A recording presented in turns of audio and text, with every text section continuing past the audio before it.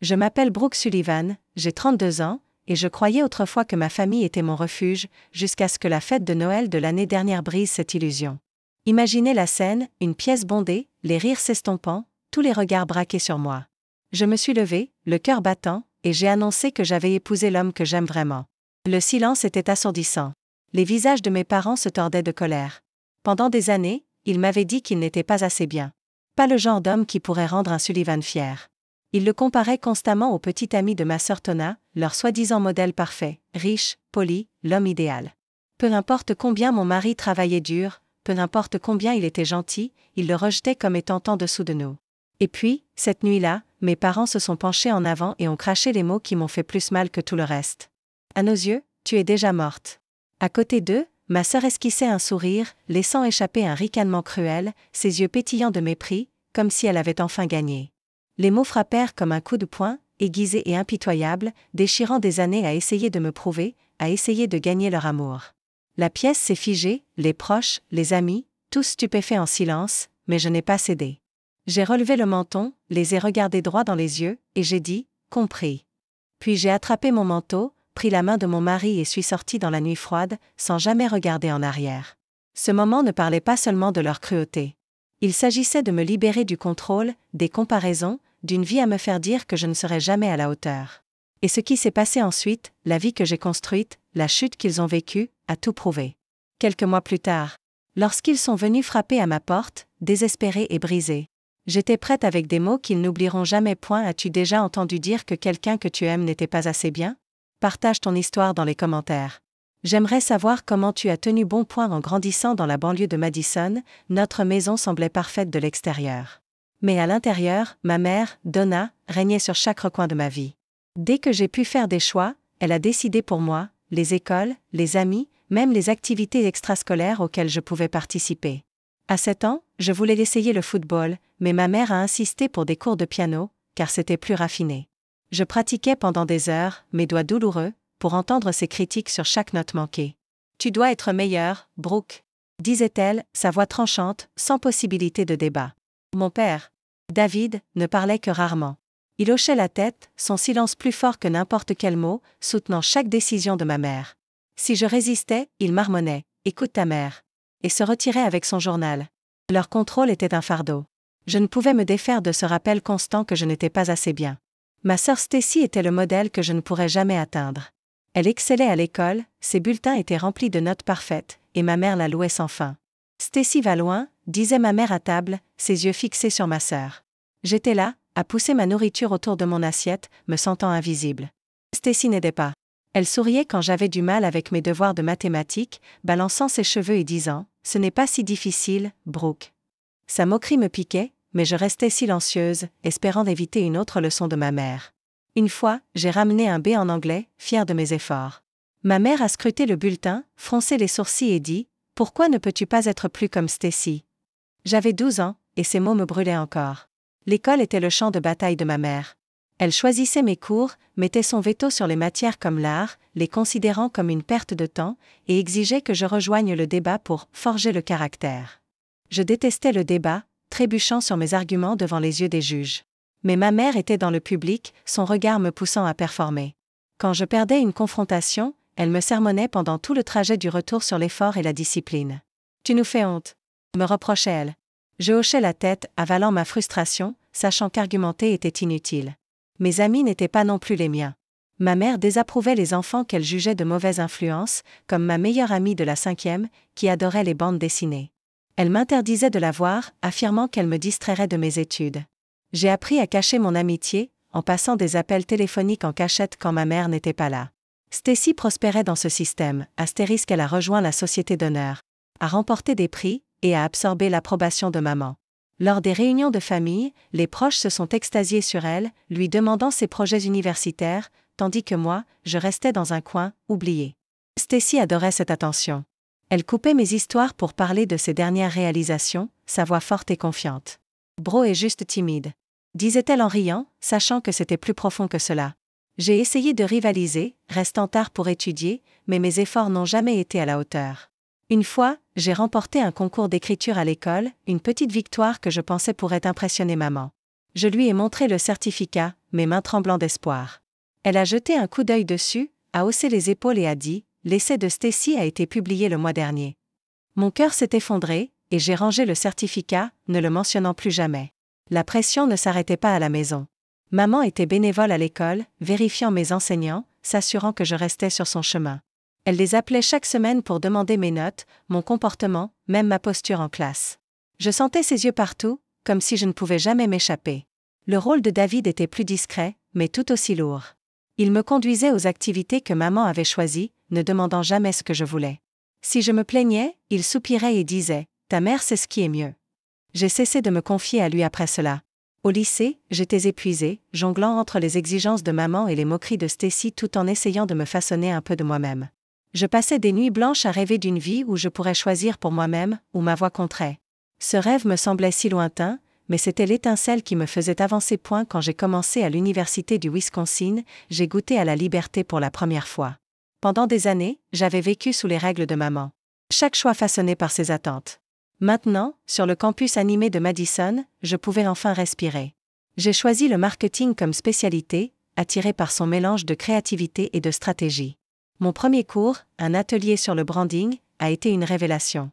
J'ai passé des heures à concevoir des campagnes fictives, à esquisser des logos et à présenter des idées à mes camarades. Pour une fois, je ne poursuivais pas l'approbation de quelqu'un d'autre. Ma professeure, une femme affûtée avec un don pour repérer les talents, m'a prise à part après une présentation. « Tu as de l'étincelle, Brooke ?» m'a-t-elle dit. « Ne laisse personne l'éteindre. » Ces mots ont allumé quelque chose en moi, une envie de créer quelque chose de propre. En dehors des cours, j'ai exploré qui je pouvais être. J'ai rejoint un club étudiant de publicité où j'ai dirigé un projet pour un café local. Nous restions tard à brainstormer des slogans autour de pizza, riant de nos premiers brouillons catastrophiques. J'adorais ce chaos, la possibilité de créer sans que maman soit là pour surveiller. Mais la liberté avait un prix. Maman appelait chaque semaine, remettant en question mon choix de spécialité. Le marketing n'est pas une vraie carrière. Me lançait-elle au téléphone. Tu devrais changer pour quelque chose de stable, comme Stacy. J'agrippais le combiné, répondant calmement, mais ces mots me piquaient. Papa restait en dehors de tout ça comme d'habitude, me laissant affronter maman seule. Stacy, maintenant à la faculté de droit, intervenait lors des appels familiaux, se vantant de ses stages. Tu es toujours à jouer avec des affiches, disait-elle, son ton imbibé de supériorité. Je balayais cela d'un geste, déterminée à leur prouver le contraire. Un après-midi de printemps, ma voiture est tombée en panne dans une rue calme de Madison. Je suis entrée dans un garage voisin, frustrée et en retard pour un projet de groupe. C'est là que j'ai rencontré mon petit ami, Caleb Young. Il était penché sur un moteur, des outils éparpillés autour de lui, ses mains couvertes de graisse. « On va jeter un œil », dit-il, sa voix calme et posée. Je l'ai observé travailler, méthodique et concentré, expliquant le problème sans aucune condescendance. La plupart des gars m'auraient ignoré, mais Caleb m'écoutait, répondant à mes questions avec patience. Nous avons parlé pendant 1 heure pendant qu'il réparait la voiture, échangeant des histoires sur la musique et les trajets nocturnes. Son rire était chaleureux, et sa confiance n'était ni bruyante ni forcée. Elle était réelle. Je suis sortie du garage avec une voiture réparée et son numéro, mon cœur plus léger qu'il ne l'avait été depuis des années. Caleb et moi avons commencé à nous voir, d'abord comme amis, puis quelque chose de plus. Il venait me chercher après les cours, et nous allions manger des hamburgers dans un dîner près du campus. Il m'a parlé de son travail de mécanicien automobile, de la façon dont il adorait résoudre des problèmes avec ses mains, que j'admirais sa fierté dans son travail. Tellement différente de l'ambition raffinée que maman et Stacy appréciaient. Avec Caleb, je n'avais pas à jouer un rôle. Il m'écoutait lorsque je râlais à propos d'un projet difficile ou des dernières critiques de maman. Sans jugement, toujours calme. « Tu es assez, Brooke », disait-il, en serrant ma main. Ces mots m'ont porté à travers les longues nuits d'études et les doutes sur moi-même. Nous passions les week-ends à explorer Madison, conduisant vers des parcs tranquilles ou écoutant des groupes en direct dans le centre-ville.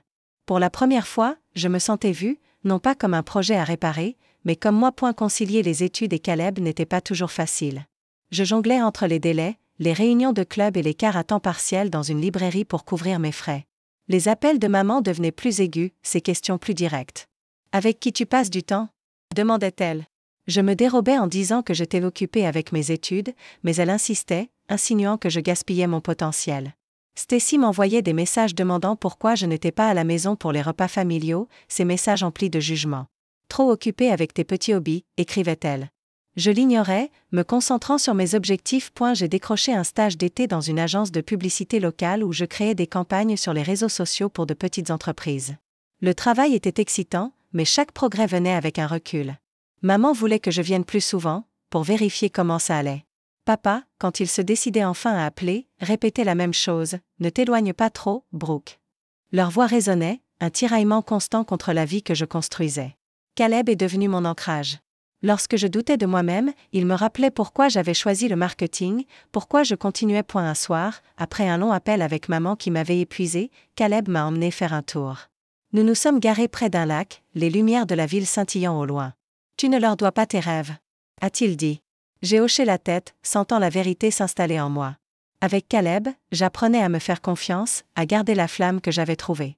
Mais au fond de moi, je savais qu'amener Caleb dans le monde de ma famille mettrait tout à l'épreuve. L'automne dernier, j'ai amené Caleb chez mes parents. Cela faisait plus d'1 an que nous sortions ensemble, et j'étais prête à partager la seule personne qui me faisait vraiment me sentir valorisée. Nous nous sommes garés devant la maison de mes parents à Madison, mon ventre noué. J'avais prévenu Caleb des exigences élevées de maman et de la langue acérée de Stacy, mais il m'a juste serré la main et a dit « On va gérer ça ensemble ». Sa calme m'a rassurée, mais je ne pouvais m'empêcher de sentir que ce dîner serait un test auquel je n'étais pas prête. Nous nous sommes installés pour un repas tendu. La table alourdie par le rôti signature de maman et des attentes non dites. Maman a commencé par des banalités, ses yeux scrutant Caleb comme s'il était un casse-tête à résoudre. « Alors, Caleb, que fais-tu » a-t-elle demandé, son ton poli, mais teinté de jugement. Il a répondu avec assurance, expliquant son travail de mécanicien automobile, comment il aimait résoudre les problèmes que les autres ne pouvaient pas résoudre. J'ai souri, fière de sa passion. Mais le visage de maman s'est durci. « Un mécanicien », dit-elle, sa voix débordant d'incrédulité. « C'est un travail manuel. » Papa, assis en face d'elle, hocha légèrement la tête, son expression impénétrable. Je serrai ma fourchette, sentant la tempête se préparer. Stacy, jamais en reste pour créer des problèmes, se pencha en avant. « Tu sais, mon petit ami, Kyle Evans, dirige sa propre société d'investissement. » dit-elle, ses yeux se tournant vers Caleb. Il conclut des affaires valant des millions. Son sourire était indéniable, une piqûre destinée à diminuer Caleb. Je lui lançai un regard, mais elle haussait juste un sourcil, me défiant de répondre. Caleb resta calme, ignorant son commentaire d'un hochement de tête poli. « Ça a l'air impressionnant, » dit-il, maintenant un ton neutre. Mais je pouvais sentir l'air se charger, le poids de leur jugement pesant sur moi. Maman ne lâcha pas l'affaire. « Brooke, tu es dans le marketing, » dit-elle en coupant dans son assiette. « Il te faut quelqu'un d'ambitieux, quelqu'un à ta hauteur. Un mécanicien ne correspond pas vraiment à ça. » Ces mots me frappèrent comme des couteaux, rejetant Caleb comme s'il était en dessous de moi. J'ouvris la bouche pour protester, mais papa intervint pour une fois. « Elle a raison, Brooke. Tu as un bel avenir. Ne te contente pas de moi. » Sa voix était douce mais ferme, répétant le verdict de maman. Je sentis mon visage rougir, la colère bouillonnant en moi. Caleb prit ma main sous la table, son toucher me réancrant, mais je n'allais pas rester silencieuse.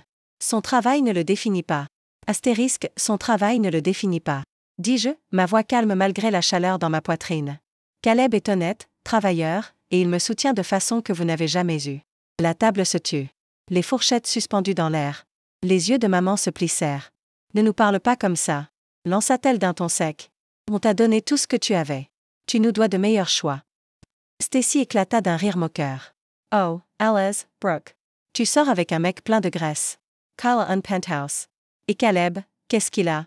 Une boîte à outils? Ces mots étaient venimeux, et je vis Caleb se tendre, bien qu'il garde son calme. Je me suis défendue. Stacy, tu n'as pas le droit de le juger. Tu ne le connais même pas. Ma voix monta, tremblante des années de frustration accumulées.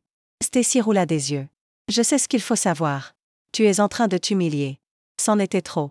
Je me suis levée de ma chaise, la faisant grincer sur le sol. Caleb fait plus partie de ma famille que n'importe lequel de vous, ai-je dit, en les regardant tous, Stacy, maman, papa. Ils me respectent. Vous voulez juste me contrôler. Maman frappa la table de la main. Assez. Tu es en train de gâcher ton avenir pour lui. Choices, Brooke. Nous ou lui? Son ultimatum pendait dans l'air, lourd et définitif. Je regardais Caleb, ses yeux fixes, me laissant la décision. Je pensais à toutes ces années passées à essayer de leur plaire, à me réduire pour correspondre à leur modèle. Je choisis Caleb, dis-je, ma voix claire. Maman poussa un cri de surprise. Papa secoua la tête et Stacy ricana, murmurant, « Tu es complètement folle. » J'ai pris la main de Caleb et nous sommes sortis, leur voix s'éloignant derrière nous. Cette nuit-là, je réalisais que leur approbation ne valait pas la peine de perdre qui j'étais. Mais je n'avais aucune idée à quel point cela allait empirer. Quelques mois après ce dîner explosif. La fête de Noël chez mes parents était remplie de parents, et l'air était lourd de tension. J'en avais redouté chaque instant pendant des semaines, sachant que maman, papa et Stacy allaient observer chacun de mes gestes. Caleb et moi avions fait un choix audacieux quelques jours auparavant, un mariage secret dans un petit tribunal à Madison. Juste nous deux et un témoin. Nous n'avions rien dit à personne, ne voulant pas que leur jugement entache notre moment. Mais ce soir-là, j'ai décidé qu'il était temps de dire la vérité. Mon cœur battait fort lorsque nous sommes entrés, la main de Caleb stable dans la mienne. Je portais une robe simple, ma nouvelle bague cachée sous un foulard, mais je me sentais comme si j'entrais dans un champ de bataille. Le dîner commença tranquillement, avec des tantes et des oncles discutant autour de leurs assiettes de dinde et de tartes. Maman ne cessait de jeter des regards furtifs dans ma direction, son sourire tendu, tandis que papa sirotait son vin, évitant mon regard. Stacy était assise en face de nous, ses yeux passant de moi à Caleb, un sourire en coin sur ses lèvres. Je pouvais sentir le poids de leurs attentes, les mêmes que j'avais combattues toute ma vie. À mi-repas, je me levai, mes mains tremblant, mais ma détermination ferme. J'ai quelque chose à dire, annonçai-je, ma voix perçant le bavardage. Tous les regards se tournèrent vers moi. Caleb et moi nous sommes mariés la semaine dernière. Je levai mon foulard, révélant la bague, et regardai Caleb, qui hocha la tête avec une fierté tranquille. La pièce se figea. Puis le visage de maman devint rouge, sa fourchette tombant sur son assiette. Marié ? Lança-t-elle, sa voix basse mais venimeuse. À lui ? Le menton de papa se serra, ses poings blancs autour de son verre. Avant que je puisse répondre, ils se levèrent tous les deux, leur voix montant en chœur. À nos yeux, tu es déjà morte. Maman cracha ces mots, tranchants, à travers la foule. Papa répéta après elle, sa voix froide. Tu as gâché ta vie, Brooke. Les proches s'étonnèrent, certains murmurant, d'autres restant figés de choc. Je sentis l'air quitter mes poumons. Leurs mots, une trahison plus vive que tout ce que j'avais connu. Stacy brisa le silence d'un rire moqueur, ses yeux brillants de malveillance. Un mariage secret avec Caleb, dit-elle, sa voix remplie de mépris. C'était quoi, un rapide à un tribunal en ruine ? Vous ne pouviez même pas vous permettre une vraie cérémonie. Ces mots se moquaient de notre choix, rejetant l'amour que nous avions construit. La main de Caleb se serra autour de la mienne, mais il resta calme, son silence plus fort que ses railleries. Je la regardai, puis maman et papa, leurs visages durs, remplis de dégoût. Des années de leur contrôle, de leur critique me traversèrent l'esprit. Chaque moment où j'avais essayé de leur plaire, chaque fois que j'avais été écartée pour Stacy. C'était la goutte d'eau. Je me redressai, ma voix ferme malgré la douleur, compris. Dis-je, en croisant le regard de maman, puis celui de papa, puis de Stacy. Le mot flottait dans l'air, simple mais définitif. Je me tournai vers Caleb, son regard inébranlable, et nous marchâmes vers la porte. Stacy appela après moi, son ton moqueur. Tu t'enfuis déjà, Brooke. C'est typique. Je ne me retournai pas. Les proches murmuraient quelques supplications pour que je reste, mais leur voix s'estompait à mesure que nous sortions. L'air froid de décembre frappa mon visage, mais je me sentais plus légère, comme si une chaîne s'était brisée. Dans la voiture, Caleb me rapprocha de lui. Ça va ? demanda-t-il. Je hochai la tête, les larmes me piquant les yeux, mais mon cœur était décidé. On en a fini avec eux, dis-je. Cette nuit-là, je pris une décision. Je bloquai le numéro de maman, de papa et de Stacy. J'ai supprimé leurs messages vocaux, leurs textos, leur emprise sur moi. Pendant des années, j'avais porté leurs attentes, leurs jugements, espérant une acceptation qui n'était jamais venue. Maintenant, avec Caleb à mes côtés, j'étais libre de choisir ma propre famille. Partir n'était pas seulement quitter une fête. C'était reprendre ma vie en main. Je ne savais pas ce qui m'attendait, mais je savais que je ne les laisserais plus jamais me définir. Après la fête de Noël, j'ai effacé les numéros de ma famille de mon téléphone. Partir de maman, de papa et de Stacy, c'était comme enlever un manteau lourd que j'avais porté trop longtemps. Caleb et moi n'avons pas perdu de temps. Nous avons trouvé un appartement confortable dans le centre-ville de Madison, un petit espace lumineux avec de grandes fenêtres et une vue sur les rues animées en dessous. Emménager ensemble a été notre premier pas vers la construction de quelque chose de nouveau, quelque chose à nous. Nous avons passé nos week-ends à déballer des cartons, à rire de nos assiettes dépareillées et à planifier notre avenir. Pour la première fois, je ne regardais pas par-dessus mon épaule, en attendant le jugement. Ma carrière a décollé de façon que je n'avais pas imaginée. Je travaillais dans une agence de marketing depuis 1 an, mais maintenant, on m'offrait un rôle de leader dans une grande campagne pour une start-up technologique locale. Le projet était ambitieux, une refonte complète avec des panneaux publicitaires, des publicités sur les réseaux sociaux et un événement de lancement. Je me suis plongée dans le travail, esquissant des idées tard dans la nuit, présentant des concepts audacieux à mon équipe. Ma patronne, une femme sans compromis avec un œil aiguisé pour les détails, a salué mon travail. Tu déchires, Brooke, m'a-t-elle dit après que j'ai présenté un nouveau slogan. Les mots résonnaient comme une explosion, tellement différents des critiques sans fin de maman. Je me suis donnée à fond dans la campagne, coordonnant avec les designers et respectant des délais serrés. Quand le client a approuvé notre proposition, mon équipe a applaudi, et j'ai ressenti une vague de fierté que je n'avais pas connue depuis des années. Un après-midi frais, je suis tombée sur l'amie de ma mère, Margaret Evans, dans un café près de mon bureau. Elle m'a repérée dans la file d'attente et m'a fait signe de venir, son sourire chaleureux mais prudent. Brooke, ça fait un moment, dit-elle, sa voix douce. Nous nous sommes assises avec nos boissons, et elle m'a demandé comment je m'en sortais. J'ai hésité, incertaine si elle allait rapporter cela à maman, mais ses yeux étaient bienveillants, sans curiosité excessive. Je lui ai parlé de ma décision de couper les liens après la fête, de mon choix de Caleb.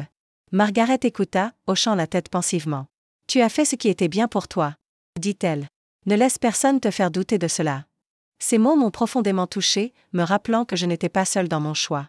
Elle partagea une histoire sur ses propres luttes face aux attentes familiales, m'encourageant à rester forte. « Tu es en train de construire quelque chose de réel, » dit-elle en serrant ma main. J'ai quitté le café en me sentant plus légère, son soutien étant une encre discrète.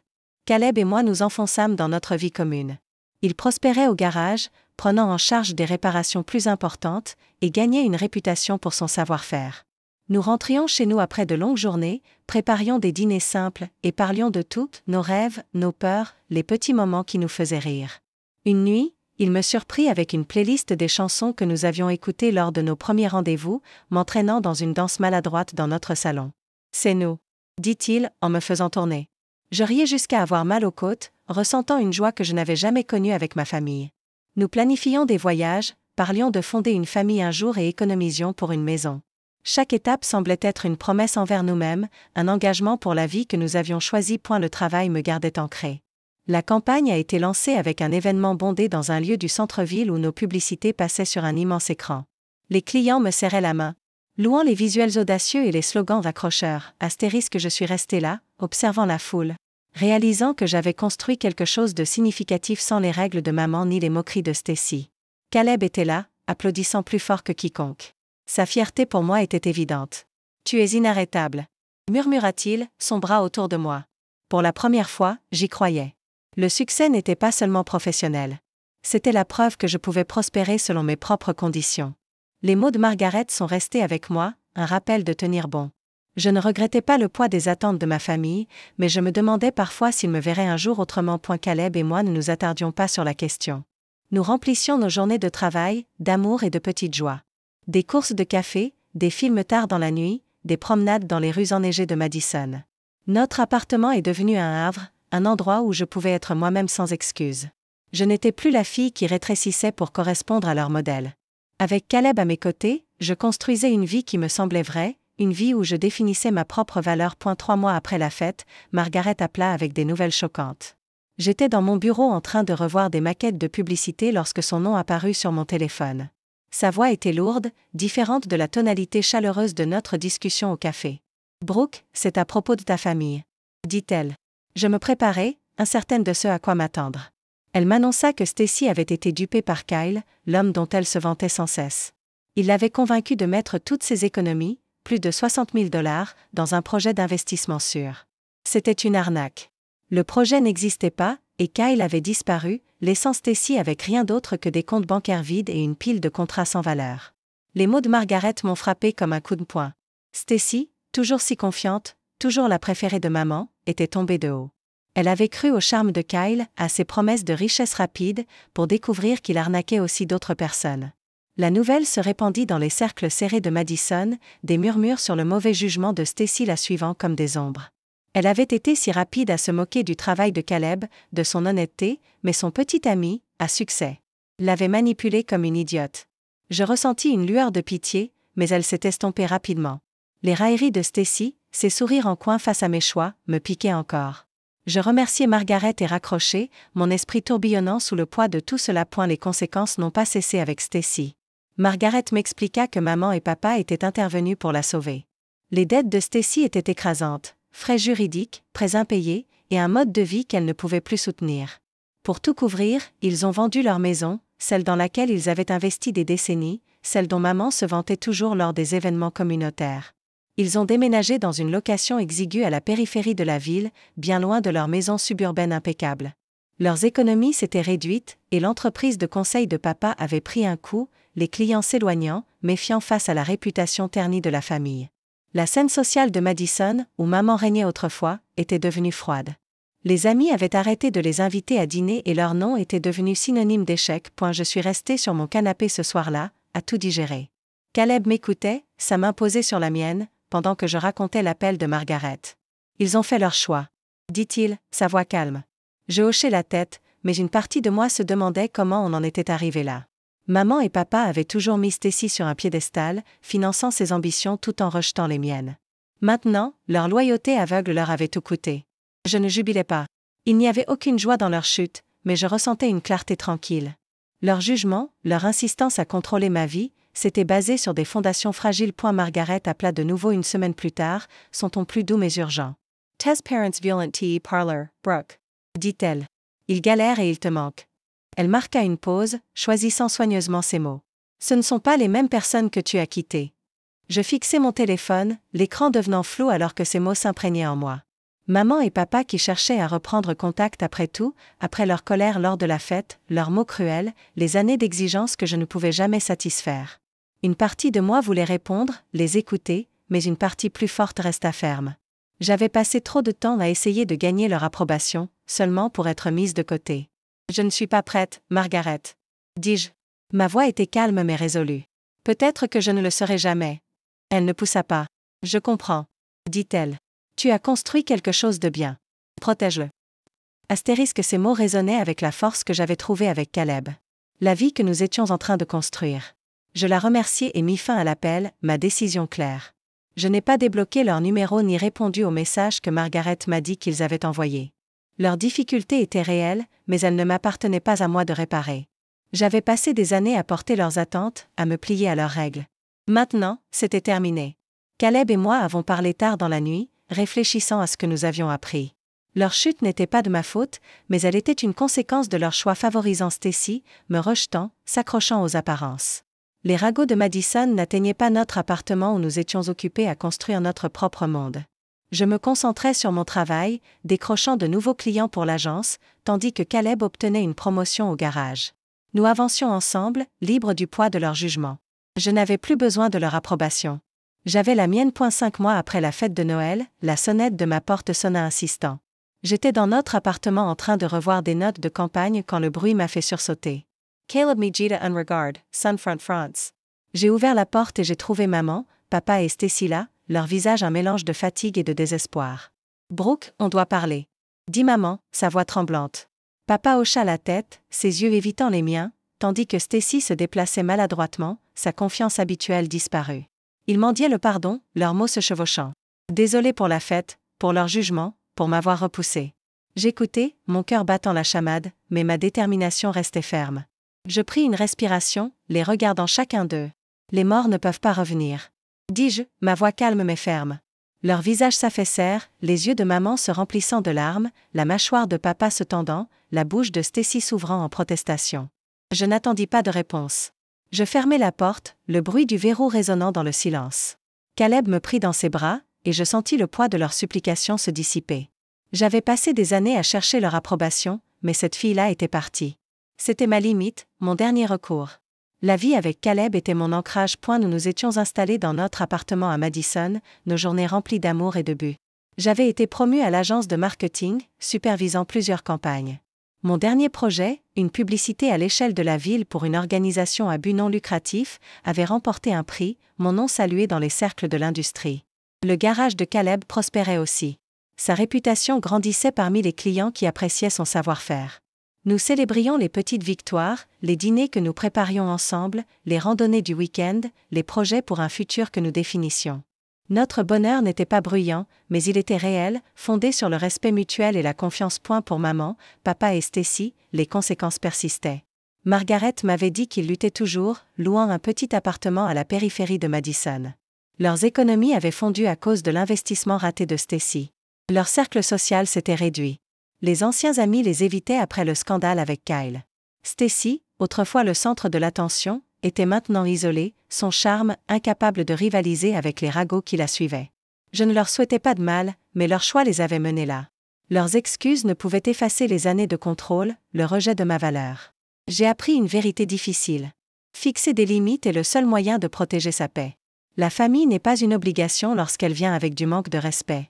Couper les liens n'a pas été facile, mais cela m'a libérée pour vivre authentiquement, pour choisir ce que je laisse entrer. Caleb m'a montré ce que la famille pouvait être, un soutien, pas une suffocation. Je suis plus forte maintenant, non pas parce que je les ai rejetés, mais parce que je me suis choisie. À tous ceux qui écoutent, merci de suivre mon histoire. Ce n'est pas juste la mienne. C'est un rappel de défendre sa propre valeur. Avez-vous affronté des dynamiques familiales difficiles? Comment fixez-vous des limites? Partagez vos pensées ci-dessous et commençons une conversation sur la construction de relations plus saines. Votre voix compte et je suis reconnaissante pour la vôtre.